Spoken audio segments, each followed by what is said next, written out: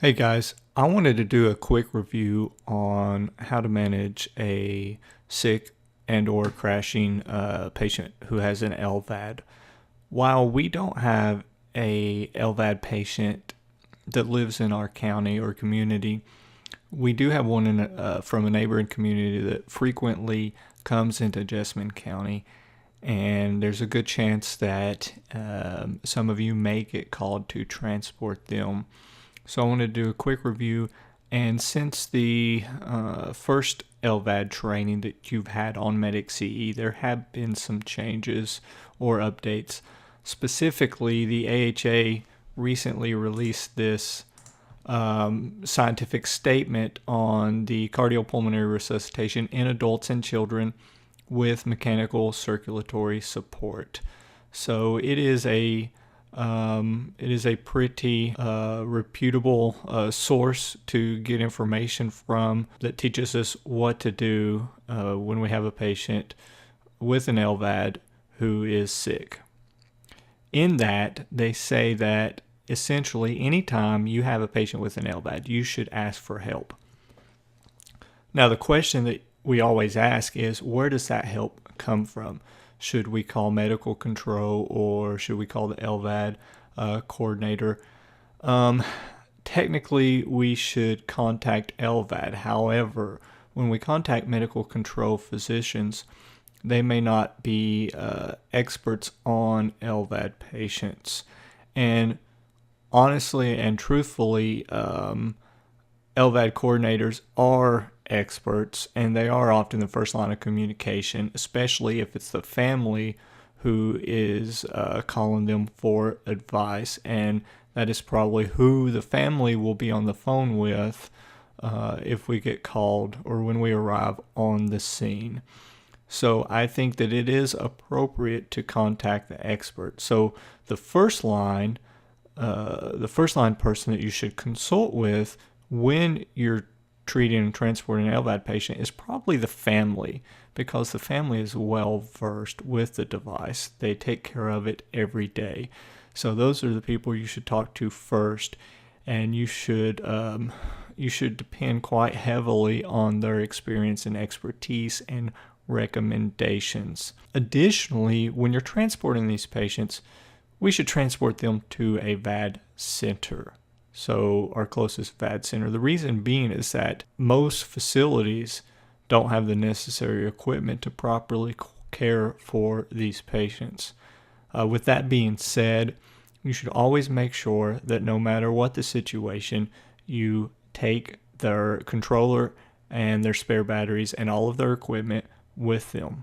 If the patient is in a MVC, then you should spend the extra few minutes to make sure that you transport all of their equipment that should always accompany the patient and their LVAD. Additionally, you can consider, and actually it's encouraged, that you take the family member with you. So let's briefly summarize an LVAD. So as you know, an indication for the LVAD is when they have heart failure that continues to progress despite aggressive medical therapy. The native heart is no longer able to pump efficiently on its own, so it needs mechanical circulatory support.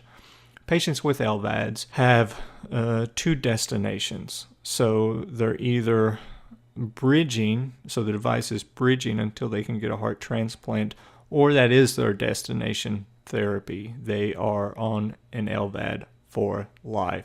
There are a few different types of LVADs out there, and this confuses a lot of people. The good thing is that the management of the patient, the assessment and the management, is pretty similar, despite whatever device they may have. There are devices that support either the left ventricle, known as an LVAD, or the right ventricle, known as a RVAD. They are generally implanted inside the abdominal or thoracic cavity. There are some outside, but they are rare, and to my knowledge, those external devices are not the type that we're going to be seeing. So it's pretty simple. They just pump blood from the weakened ventricle back into central circulation. Now, depending on what ventricle the LVAD is supporting determines where it's pumping that blood to specifically. There are some different configurations. So if the patient has a left LVAD, if you look at A right here on the screen, it is pumping blood from the left ventricle back into the aorta. If they have a right ventricular assist device, then it is pumping blood from the right ventricle to the lungs.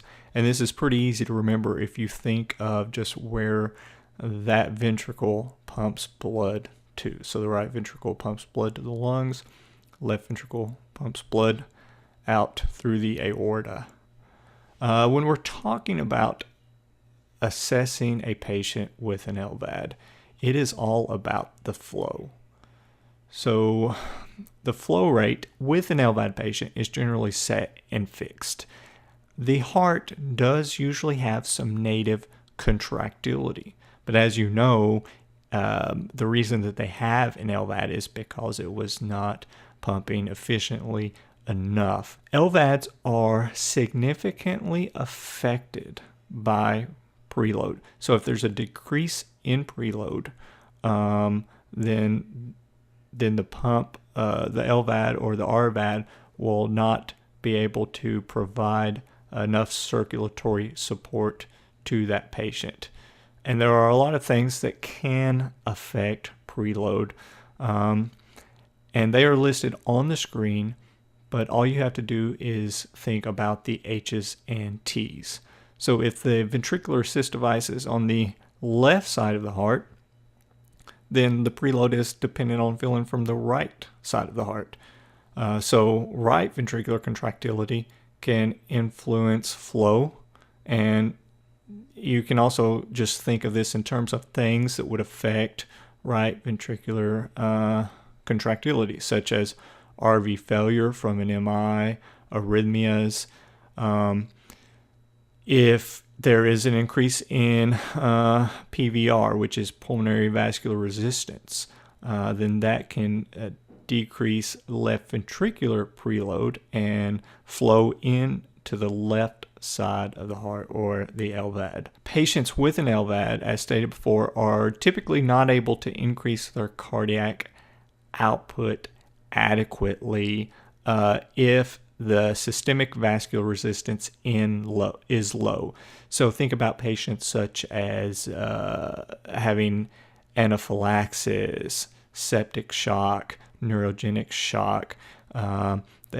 Remember that the flow rate is fixed. So if the patient is in shock, then they will not be able to adequately compensate, at least in most models. Assessing a patient with a ventricular assist device is probably one of the most difficult things that we do, because with a patient with a ventricular assist device, it's normal for them not to have a pulse.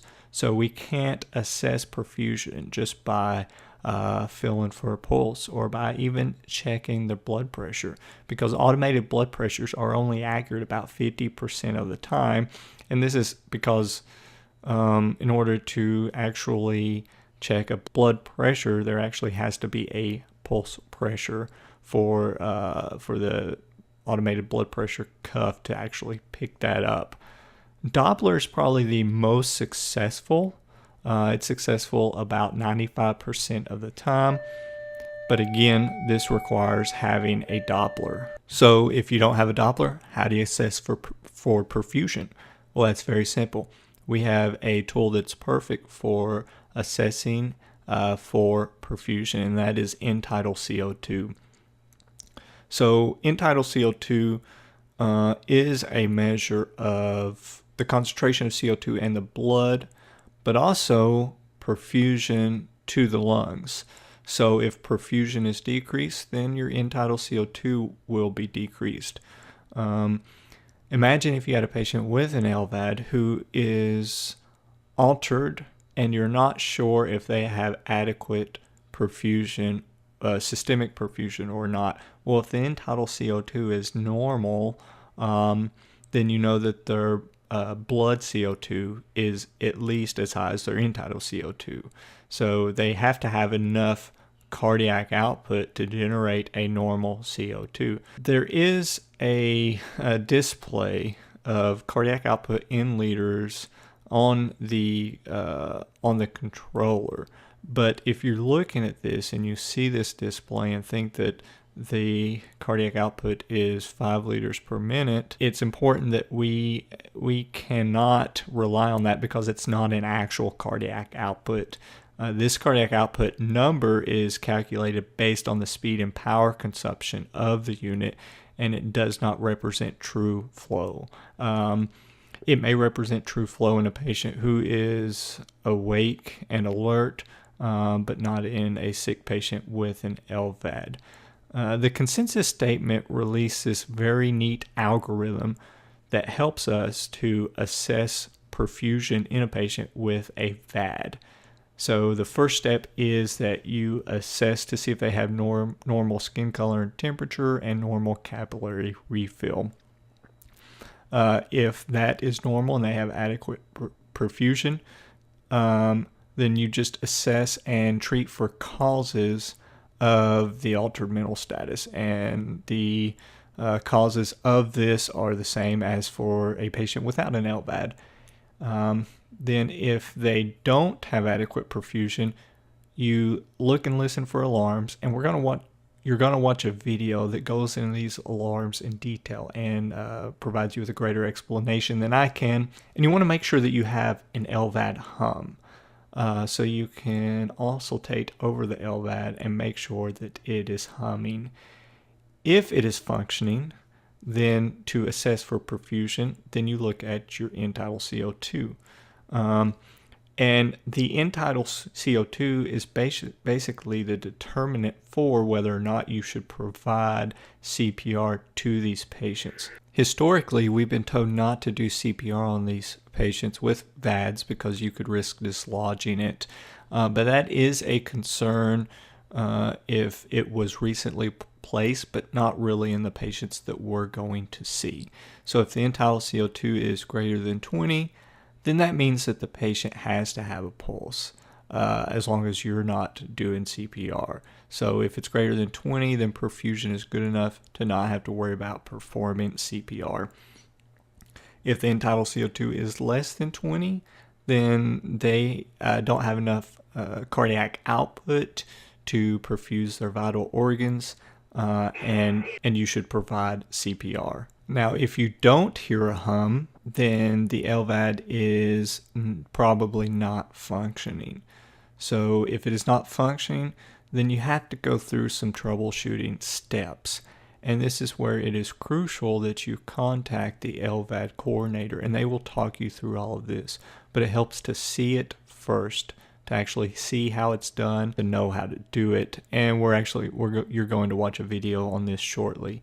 But you basically check to make sure that the driveline is connected, make sure there's a power source, and you might need to replace the system controller. And if that does not restart the device, then you go back to ACLS or BLS and perform CPR. So essentially, everything will end in you performing chest compressions unless the CO2 is above 20 or the LVAD has not restarted after you troubleshooted it. What about pulse oximetry? Well, because the LVAD is a continuous flow device, the pulse ox requires or is dependent upon pulsatile blood flow. If you don't have pulsatile blood flow, chances are that you're not going to get an accurate pulse ox reading. You can place it just to see, and you can see if the pulse ox matches up, the rate on the pulse ox matches up to the rate on the EKG monitor. If it does and you have a good pleth, then it's probably accurate. When it comes to checking the LVAD for the hum, and determining whether or not there's pump failure. The two most common causes of pump failure are disconnection of the power source and failure of the driveline. So you're going to need to know how to actually replace this driveline here, replace the driveline, and assess the device and restart it. And I think it's also important to know how to change the batteries out. The video that you're going to watch on the next part of this module goes over how to replace the driveline, but it doesn't really go over how to change the batteries out. So I'm going to play a video that demonstrates this.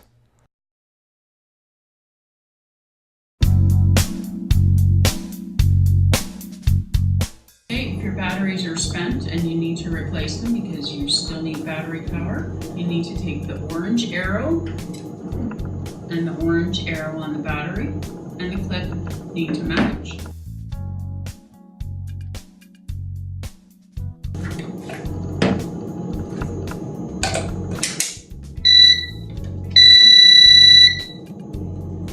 Same with the other one. Orange arrow, orange arrow. And you're ready to go. Always change both batteries. Don't just change one if one is almost depleted and the other one has a little bit left. Always change both batteries because then you know you've got a fresh start for a long time.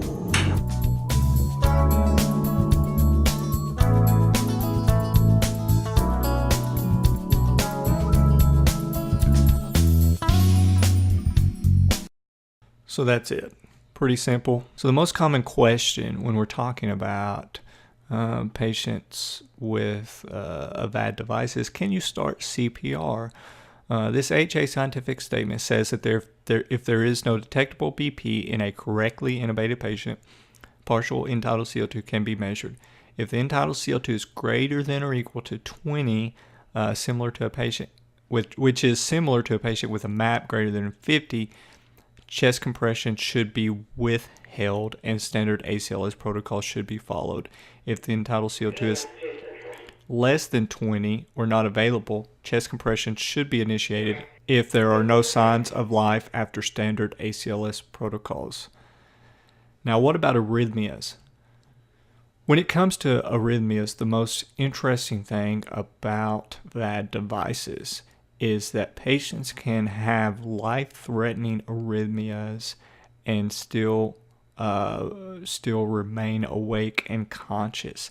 This is a case report of a patient who had asymptomatic VF, who also had an LV, left ventricular assist device, and they remained asymptomatic for a long time, enabling them to actually correct electrolyte abnormalities and provide amiodarone and then external defibrillation. And this persisted for about 3.5 hours, and this is pretty impressive. But this is the exception. It's not very common for patients with life-threatening arrhythmias such as VF to remain asymptomatic because the native heart still does squeeze a little bit. So if they lose a pulse and you decide you have to start CPR, how do you manage them? Well, you basically just follow the ACLS guidelines. If they have a pulse, but they still have a tachycardia, how do you manage that? Well, you basically just follow the ACLS guidelines. Everything else is the same. After you assess the patient and determine whether or not perfusion is adequate or not by assessing your end-tidal CO2, you manage the patient the same. And that's all there is to it. I hope you found this helpful. Let me know if you have any questions about LVAD devices. I've created a folder in the team drive that has all of the LVAD resources you need. It has the EMS guides for every type of LVAD device that you might encounter.